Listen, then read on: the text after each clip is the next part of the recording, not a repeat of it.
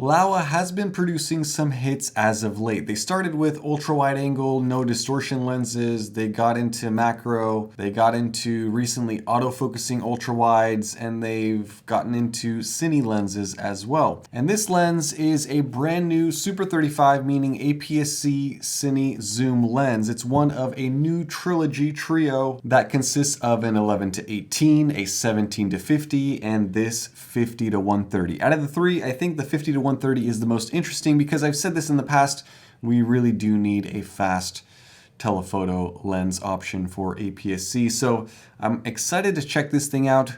Let's begin. Now this lens is a pre-production model and therefore it came in loose non-retail packaging with really no accessories besides front and rear lens caps. That's really it. This is the E-mount version, but I think with Cine lenses the smart play is to invest in the PL mount. It looks like the PL version is also shorter overall as well. Weight on this is 812 grams, which is just under 2 pounds, and for the compact size it makes this lens feel premium. It doesn't feel cheap. Finishes and tolerances are executed well. Starting at the rear, there's a metal mount, no electronics, no weather sealing as far as I can tell. The first geared ring is the aperture, which quickly and smoothly moves from T2.9 to T22, and this is labeled on both sides. No clicks. This is a video focused lens. The next geared ring is the zoom. This has a little more resistance to the movement, but it's equally smooth, well damped, and it moves from 50mm to 130 in just over 90 degrees of rotation. All of the zooming is done internally, so the outside of the lens is not affected by it. It does transfer some weight to the front as you zoom out, but it's little enough to where if you were using this lens on a gimbal, you'd probably be fine without adjustments. The zoom ring is also labeled on both sides, and there are some adjustment screws here. The last geared ring is the focus, and this one is the lightest ring out of the three with the longest rotation. It takes 270 degrees to go from minimum focus, which is just about 2.5 feet, to infinity. The ring is labeled in meters on the opposite side. At the top there is a Laowa logo. It's labeled on both sides with Ranger, Super 35, 50-130, and T2.9. Blue accent ring is present here and it's subtle. At the bottom there is a lens support bracket, a serial number, and 77mm filter thread. Around the front there is a modest front lens element, no writing, nothing else. It's pretty clean up here. Mounted on my A6700, it's not a pancake lens, but you have to admit for a 50-130 Cine zoom, this is impressively small. Cine lenses are not known for being small, but this lens manages to be average size, which is an achievement. And because of the size, I took it with me to a bunch of places and I shot some samples with it, so here they are straight out of my A6700, unedited, no picture profiles, no fanciness. This is just raw video footage basically out of my camera. Ready, set, go.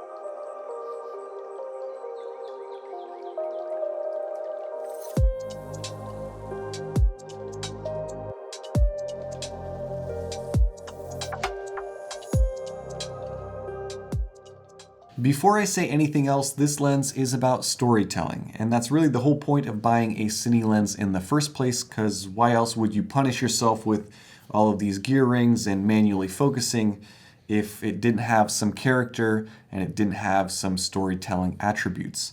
And so I would never want to compare a lens such as this one to an actual normal photography lens, because there's really nothing to compare. The positives in a photography lens are seen as kind of negatives with Cine lenses, and the negatives of Cine lenses are seen as positives with photography lenses. It's kind of all backwards.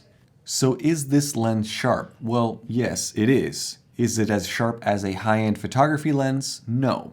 It's not clinically sharp the way most modern Sigmas and Sonys are, but that's kind of what Cine lenses are about. Again, it's more about character, softer roll-off, uniform tones, some flares. It's all backwards. So if you watch a typical lens review and then watch this review, you'll probably think I'm crazy when I talk about how the massive flares are a positive, but that's just how Hollywood has been selling movies.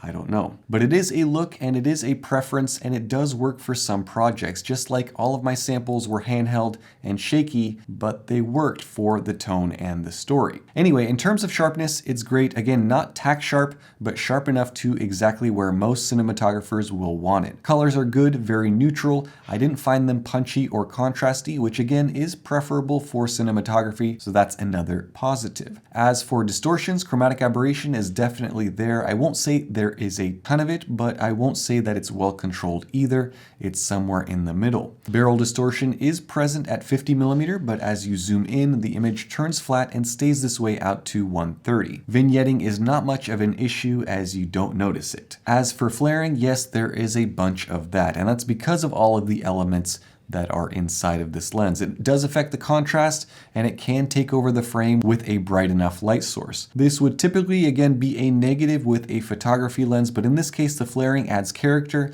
and can be used in storytelling. Bokeh performance is solid, it's smooth, good round balls in the center of the frame that do cat eye a bit into the corners and the edges, but never to the point of being distracting. I think that overall rendering is pleasing and well executed. This Cine lens makes for a pretty good portrait lens, in fact, as a result. Focus breathing is also very well controlled. It's almost unnoticeable, which is great. And one of the best things about this lens is that it is parafocal, meaning you can zoom into your subject, focus, and when you zoom out, your subject will continue to be in focus no matter where you are in the zoom range. Most photography lenses require you to refocus every single time you change your focal length, but with this lens, you focus once, and as long as you and your subject remain at about the same distance, you are all set. So there is a lot to like with this lens. The first thing I have to say is that the zoom range is again something that we've been missing from APS-C, and it makes me really excited for the future because we really do need a 50-130. I think it's an absolute surprise that this lens is coming from Laowa and not from a larger,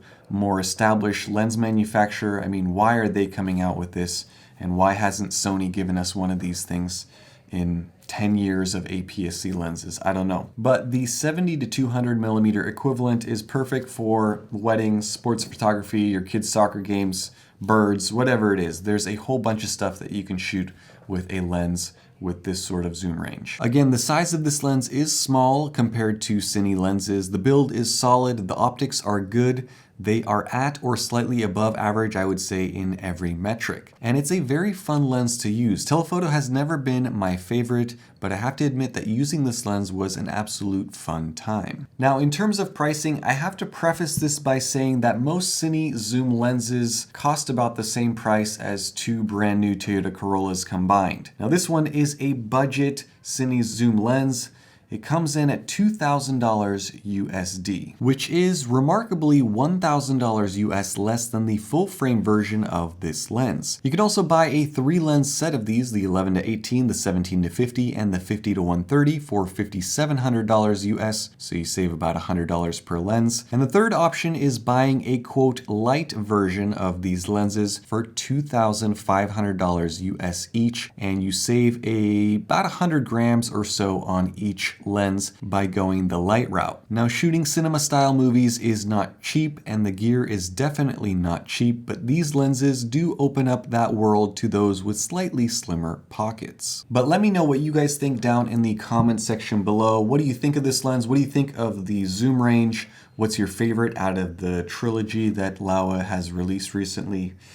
And as always, if you are interested in reading more, checking prices, seeing all the options for lens mounts and all that fun stuff, I will leave a link down in the description, so definitely check that out. Special thank you goes out to Laowa for sending this lens out for review.